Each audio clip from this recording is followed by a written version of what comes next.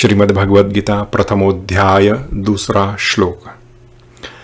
दृष्ट्वा तु पांडवानाकिं व्युढं दुर्योधनस्तदा आचार्यमुपसंगम्य राजा वचनम ब्रवीत। सीधा अर्थ है, दृष्टा तु पांडवानाकिं, पांडव की जो सेना है उसको देखकर व्यूढ़म, वज्रव्यूह में खड़ी हुई है ऐसी सेना है। दुर्योधनस्तदा, दुर्योधन उस समय, किस समय? क्योंकि अगले श्लोक में, प्रथम श्लोक में धृतराष्ट्र ने पूछा था संजय को कि धर्मक्षेत्र कुरुक्षेत्र समवयता युयुत्सव मामकः पांडवाश्चैव किं कुर्वत संजय। उस समय क्या हुआ? ऐसा धृतराष्ट्र पूछते हैं। सीधा पिन पॉइंट पूछा है कि जब दोनों सेनाएं सामने सामने उत्सुक होकर मिली तब क्या किया। तो संजय वेरी पॉइंटेड आंसर देते हैं कि दृष्टा तो पांडवानाकिं व्यूढ़म दुर्योधन तदा, जो तदा है था ना उस समय, तो वहीं से संजय प्रारंभ करते हैं और आगे बोला आचार्य मुपसंगम्य, आचार्य के पास में जाकर राजा वचनम ब्रवीत, राजा ने ये वचन बोले। ऐसा इसका भावार्थ अर्थ निकलता है। यहां पे एक एक शब्द का कितना महत्व है। संजय बोलते हैं दृष्ट्वा, देखकर क्या हुआ।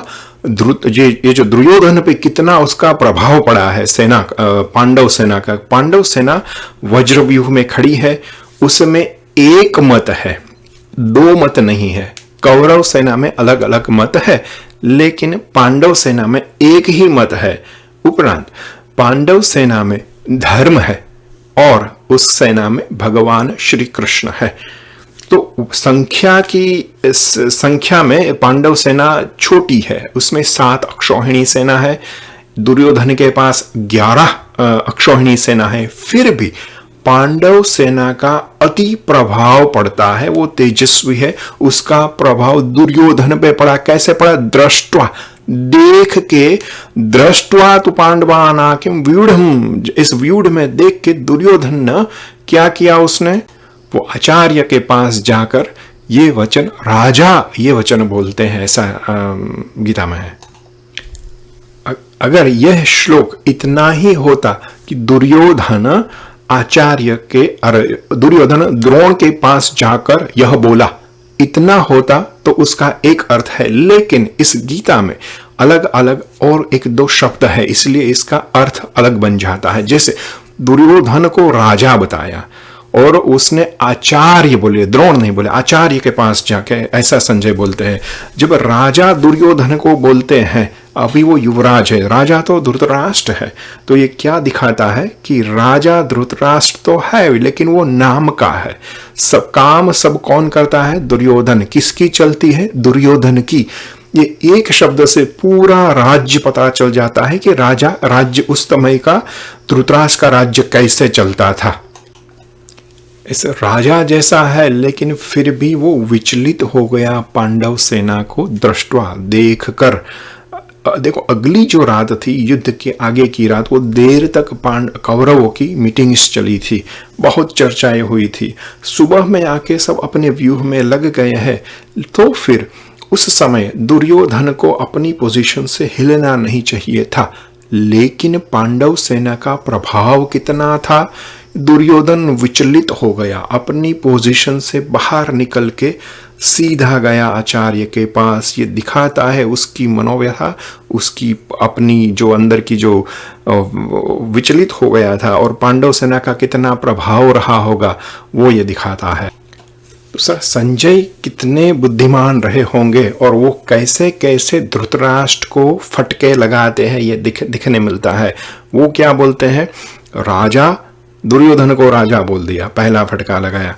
दूसरा वो बोलते हो आचार्य मुपसंगम्य, आचार्य के पास दुर्योधन गया। द्रोण के पास ऐसा शब्द बोल सकते थे, लेकिन उसने बोला आचार्य के पास गए। क्यों? आचार्य एक गुरु है, सही है। और ये राजा आचार्य के पास जाता है, इससे दुर्योधन कितना घिरा हुआ है वो दिखता है। हमारी संस्कृति में जब हम आचार्य के पास जाते हैं, ऋषि के पास जाते हैं, तब राजा नहीं जाता, एक व्यक्ति जाता है, अपने सीधे साधे पहरवेश में जाता है। उसी युद्ध में देखो, उसी युद्ध में जब युधिष्ठिर आते हैं, युद्ध के प्रारंभ से पहले दोनों सेनाएं खड़ी है, शंख बज चुके हैं। उसके बाद युधिष्ठिर क्या करते हैं, कवच निकालते हैं, अस्त्र शस्त्र रख देते हैं और अपने पक्ष से जाके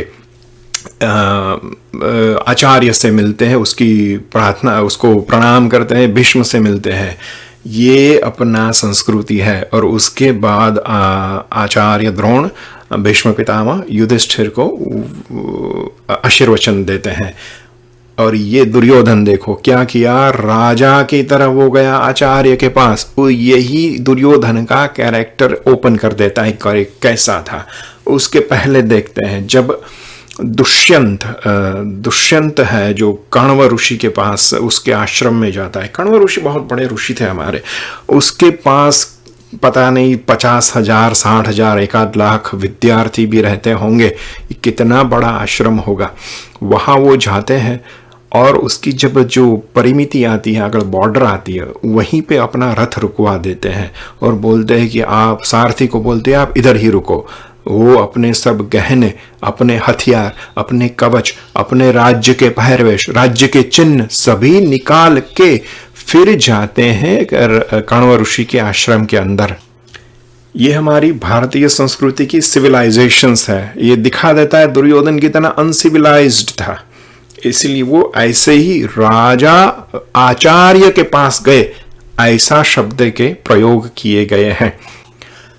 दूसरा, जैसे दुर्योधन विचलित होके आचार्य के पास जाता है, उसका 2-3 कारण है। एक तो यह है कि वो दुर्योधन को अपने आप पर इतना विश्वास नहीं है कि वो अपने बल पे युद्ध जीत सकता है। वो तो सिर्फ भीष्म और द्रोण और कर्ण, उनके बल पे युद्ध जीतने का सोच रहा है।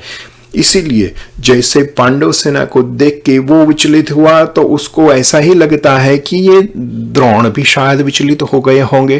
तो ऐसे युद्ध में ऐसे बड़े बड़े योद्धा अपना स्थान छोड़े, उससे पहले मैं ही उसके पास पहुंच जाता हूं, ये सोच भी हो सकती है उसकी। इसीलिए वो खुद वहां पे चला गया, राजा होकर भी द्रोण के पास गए।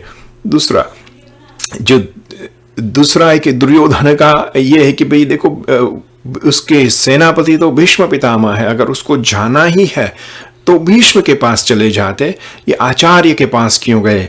क्योंकि वो जानता है कि आचार्य और भीष्म दोनों उभय पक्षी है। उसको ऐसा नहीं है कि कौरव को ही जिताना है या पांडवों को ही हराना है।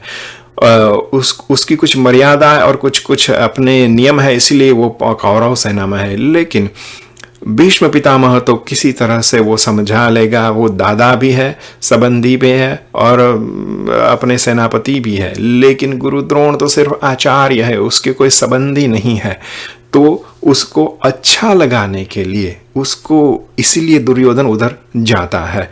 ये भी हमारे व्यवहार में भी ऐसा होता है कि जो कोई ऐसा कोई बड़ा व्यक्ति, उसके प्रति हमारा प्यार नहीं होता है, लेकिन उसको अच्छा लगाने के लिए हम कुछ एक्टिविटी उसके लिए ज्यादा करते हैं। ये दिखावे का प्रेम होता है। तो ये इसीलिए ये दुर्योधन आचार्य के पास गए हैं, द्रोण के पास गए। लेकिन आचार्य शब्द इसीलिए बताया है कि ताकि दुर्योधन का कैरेक्टर खुला कर दे। आचार्य के पास राजा गया। और श्लोक के अंत भाग में आता है राजा वचनम ब्रवीत। अगर इधर इतना ही बोल दे के अब्रवीत, तो बोला, इतना बोल देते तो भी वो वचन ही कहलाते हैं। क्योंकि ये दुर्योधन बोल रहा है, ऐसा वैसा बफाट तो करेगा ही नहीं, वो वचन ही बोलेगा। फिर भी देखो, गीता में अगली बार भी मैंने बोला था 700 श्लोक है, एक एक शब्द का बहुत महत्व है। लेकिन इधर लिखा वचनम ब्रवीत, तो वचन शब्द ऐसा स्ट्रेस करने का क्या जरूर है? क्योंकि ये जो दुर्योधन जाता है ना, वो गंभीर और उसके अर्थपूर्वक कुछ वचन बोल रहा है, ऐसी कुछ वाणी बोल रहा है जो आगे हम देखेंगे। दुर्योधन बोलने में नंबर 1 था, ऐसा इतना पावरफुल था बोलने में, स्पीच में। दुर्योधन जैसे लोग ऐसे ही होते हैं, ऐसे पावरफुल रहते हैं, वचन में बोलने में पावरफुल रहते हैं। तो इसलिए इसका शब्द यूज किया है कि वचनम अब्रवीत। वचन एक्स्ट्रा लगाया है, लेकिन उसका वो स्ट्रेस करता है कि वचन ही बोला है, क्योंकि वो गंभीर और अर्थपूर्वक वाणी बोल रहा है। वो अगले श्लोक में देखेंगे। जय श्री कृष्ण।